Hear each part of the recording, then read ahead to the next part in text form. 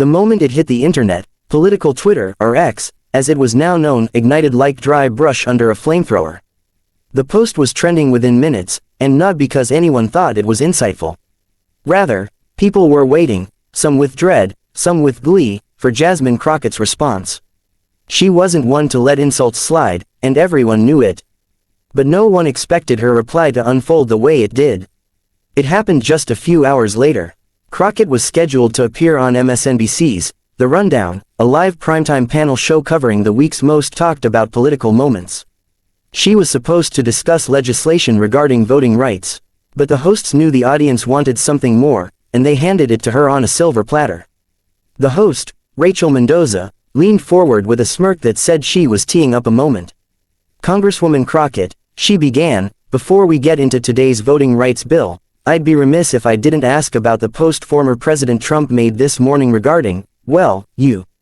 Jasmine, already poised with her signature elegance in a striking royal blue pantsuit and subtle diamond studs, didn't flinch. Her face remained neutral, but her eyes sparkled with intensity. "Oh," she said coolly, "you mean the digital temper tantrum he threw at 3:17 a.m. The audience chuckled. Rachel tried to suppress a grin. Jasmine continued, "Let me tell y'all something. I have been called worse by better. Donald Trump is not only irrelevant to the serious issues facing this country, but he is also the walking embodiment of everything we're trying to recover from: ignorance, arrogance, and incompetence." The room buzzed. Rachel straightened up slightly, realizing something major was unfolding. "And while we're on the subject," Jasmine said, turning toward the camera, "let me address this directly, because I know he's watching. Donald, you are obsessed with me. And not because I'm loud, or wrong, or incapable. No, you're obsessed with me because I represent everything you fear. A black woman who can outthink you, outwork you, and outclass you, without breaking a sweat." Rachel blinked, slightly stunned.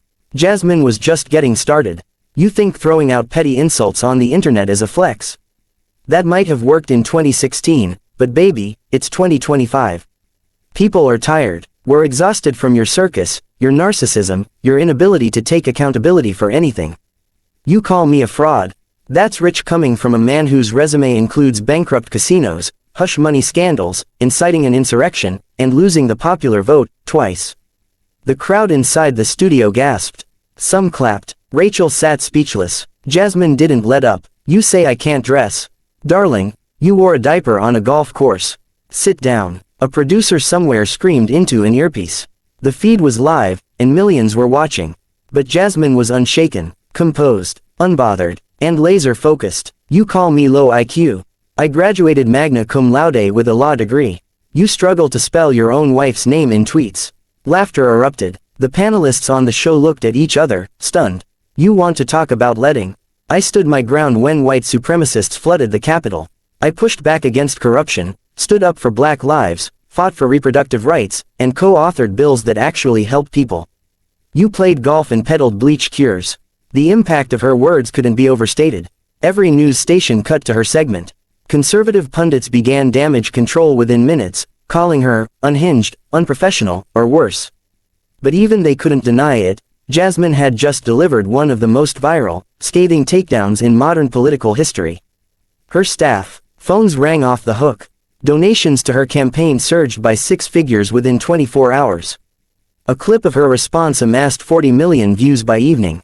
Hashtags like #Crockett clapback and #TrumpOwn began trending. Political analysts spent days dissecting the moment. "And Trump," he posted a vague follow-up the next morning. "Greater than, crazy Jasmine. She was nasty on fake news. Very angry woman. Nobody likes her. People say very bad things about her. Very sad." But it didn't matter. The damage was done. For the first time in years, Trump looked weak. He had poked a bear expecting a reaction, but instead, he got obliterated. Crockett didn't just reply, she annihilated, with poise and fire wrapped in intellect and surgical precision. And she knew exactly what she was doing. Later that week, when asked if she regretted being so direct, Jasmine smiled and said, "Not even a little. If the truth hits hard, maybe it's because it needs to." And in living rooms across the country, especially among young women, people of color, and the politically exhausted, Jasmine Crockett wasn't just a congresswoman anymore. She was a symbol, a force, a fire that refused to be dimmed. And she had just let the world, and Trump, know that she was nowhere near done.